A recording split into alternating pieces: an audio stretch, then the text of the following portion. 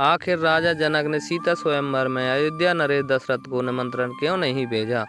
आइए जानते हैं दोस्तों इस कहानी के माध्यम से। अगर आप दोस्तों चैनल पर नए हो तो चैनल को लाइक, कमेंट और सब्सक्राइब जरूर करें। राजा जनक के शासनकाल में एक व्यक्ति का विवाह हुआ था। जब वह पहली बार सज संवर कर ससुराल के लिए चला तो रास्ते में चलते चलते एक जगह उसको दलदल मिला जिसमें एक गाय फंसी हुई थी जो लगभग मरने की कगार पर थी। उसने विचार किया कि गाय तो कुछ देर में मरने वाली ही थी तथा कीचड़ में जाने पर मेरे कपड़े तथा जूते खराब हो जाएंगे। अतः उसने गाय के ऊपर पैर रखकर आगे बढ़ गया। जैसे ही वह आगे बढ़ा, गाय ने तुरंत दम तोड़ दिया तथा साफ दिया कि जिसके लिए तू जा रहा है उसे देख नहीं पाएगा। यदि देखेगा तो वह मृत्यु को प्राप्त हो जाएगी। वह व्यक्ति अपार दुविधा में फंस गया और गो साप से मुक्त होने का विचार करने लगा। ससुराल पहुंचकर वह दरवाजे के बाहर घर की ओर पीठ करके बैठ गया और यह विचार कर कि यदि पत्नी पर नजर पड़ी तो अनिष्ट हो जाए। परिवार के अन्य सदस्यों ने घर के अंदर चलने का काफी अनुरोध किया, किंतु वह नहीं गया और न ही रास्ते में घटित घटना के बारे में किसी को बताया। उसकी पत्नी को जब पता चला तो उसने कहा कि चलो मैं ही चलकर उन्हें घर के अंदर लाती हूँ।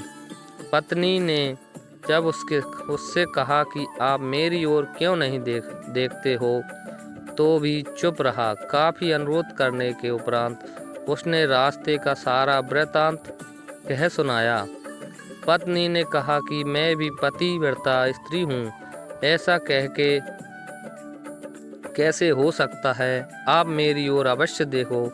पत्नी की ओर देखते ही उसकी आंखों की रोशनी चली गई और वह गाय के साप बस पत्नी को नहीं देख सका।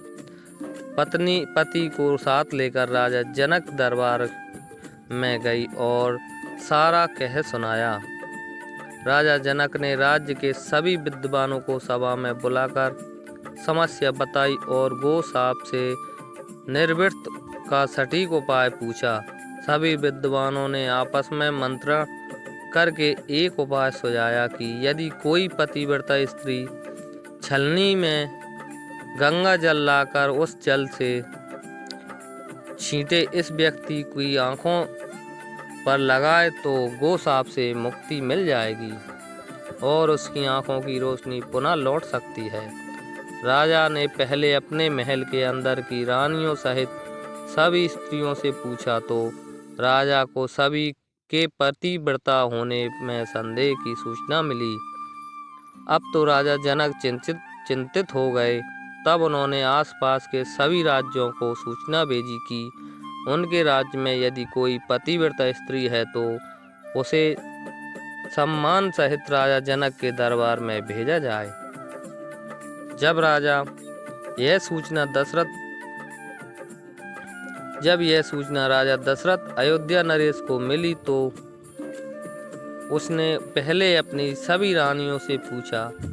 प्रत्येक रानी का यही उत्तर था कि राजमहल में तो क्या, आप राज्य के किसी भी महिला, यहाँ तक कि झाड़ू लगाने वाली, जो कि उस समय अपने कार्यों के कारण सबसे निम्न श्रेणी की मानी जाती थी, से भी पूछोगे तो उसे भी पतिव्रता पाएंगे।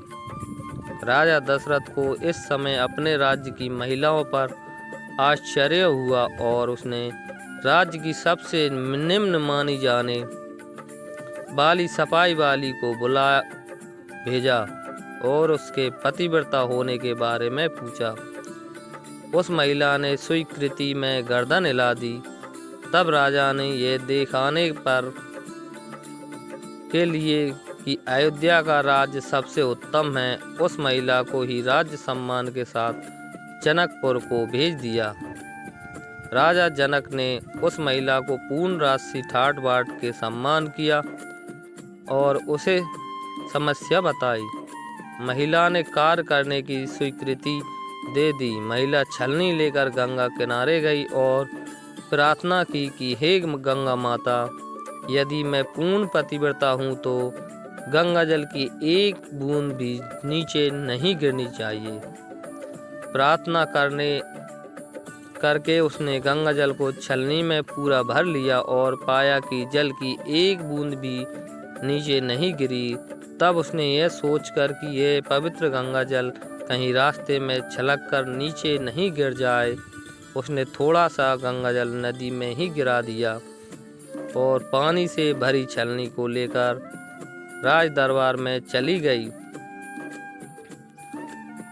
राजा और दरबार में उपस्थित सभी नर नारी यह दृश्य देख आश्चर्यचकित रह गए तथा उस महिला को ही उस व्यक्ति की आंखों पर छींटे मारने का अनुरोध किया और पूर्ण राज सम्मान देकर काफी पारिपोषित किया।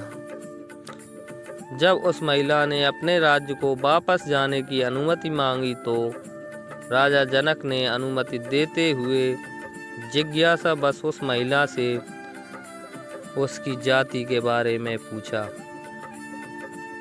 महिला द्वारा बताए जाने पर राजा आश्चर्यचकित रह गए। सीता स्वयंवर के समय यह विचार कर कि जिस राज्य की सफाई करने वाली भी इतनी पतिव्रता हो सकती है तो उसका पति कितना शक्तिशाली होगा। यदि राजा दशरथ ने उसी प्रकार के किसी व्यक्ति को स्वयंवर में भेज दिया तो वह तो धनुष आसानी से संधान कर सकेगा और वहीं कहीं राजकुमारी किसी निम्न श्रेणी में के व्यक्ति को न बरले अयोध्या नरेश को राजा जनक ने निमंत्रण नहीं भेजा। किंतु विधाता की लेखनी को कौन मिटा सकता है। अयोध्या के राजकुमार वन में विचरण करते हुए अपने गुरु के साथ जनकपुर ही गए और धनुष तोड़कर राजकुमार राम ने सीता को भर लिया। दोस्तों, अगर वीडियो आपको अच्छी लगी हो तो लाइक कमेंट जरूर करना। धन्यवाद। जय श्री राम।